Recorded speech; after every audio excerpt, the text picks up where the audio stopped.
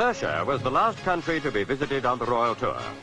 The Shah and Queen Farah were at Mirabad, airport of Tehran, to receive Her Majesty and the Duke. In came the Britannia aircraft, and another stage was beginning of the 20,000-mile journey. The Queen was returning the Shah's state visit to Britain, renewing the friendship between the two royal families and the two countries.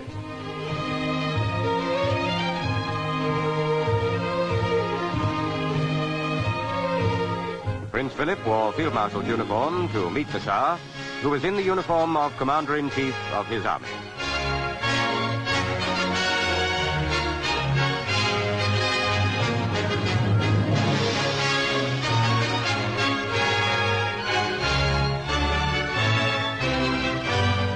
Eight miles from Tehran stands the mausoleum of the Shah's father, Reza Shah.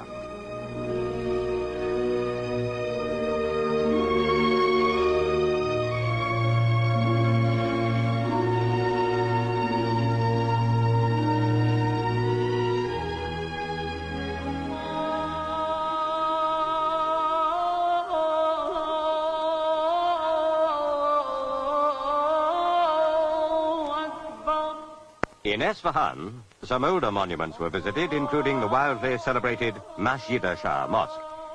Persians claim it to be one of the most beautiful buildings in the whole world.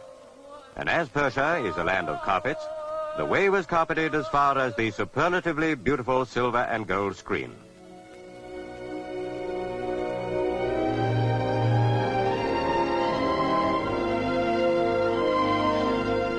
The royal visitors might well have imagined themselves back at the Taj Mahal.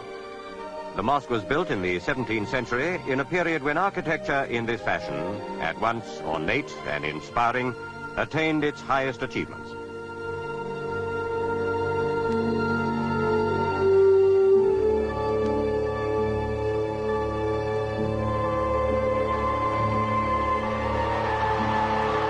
The mosque is 300 years old, but in Persia, 3 centuries are but a short time. The ruins of Persepolis recall a civilization dating back perhaps 2,500 years. The city was captured and burned by Alexander the Great 2,300 years ago. Up the grand staircase, the kings of the ancient Persian Empire rode on horseback to enter the palace on ceremonial occasions.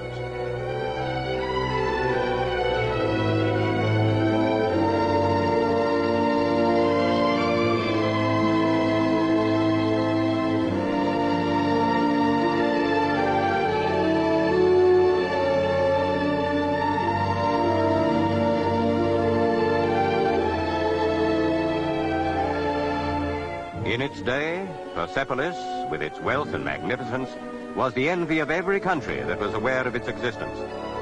It is a reminder today that Persia was a great empire when much of Europe was little more than savage.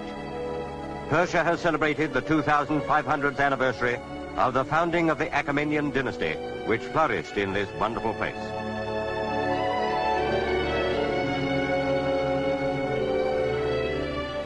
Though glorifying in its past, Persia today is no less proud of its virile present.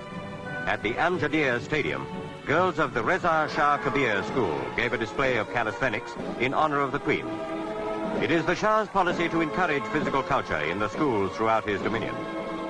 Since he came to the throne, great strides have been made in education and in the general welfare of the younger people.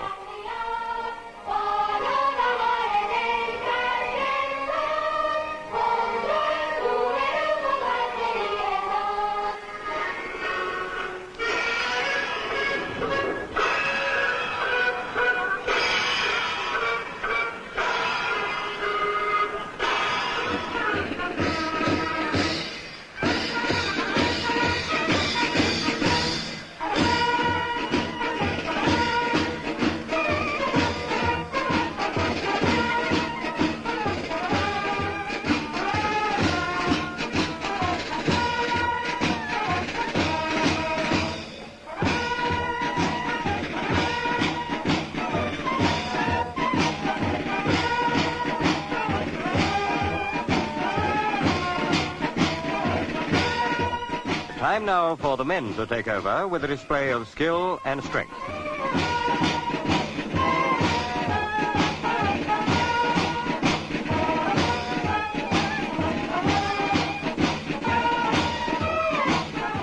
It certainly calls for strength to wield the Persian club.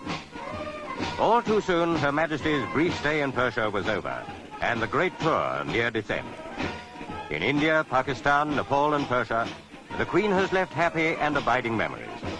Perhaps never in royal records has there been a more successful tour.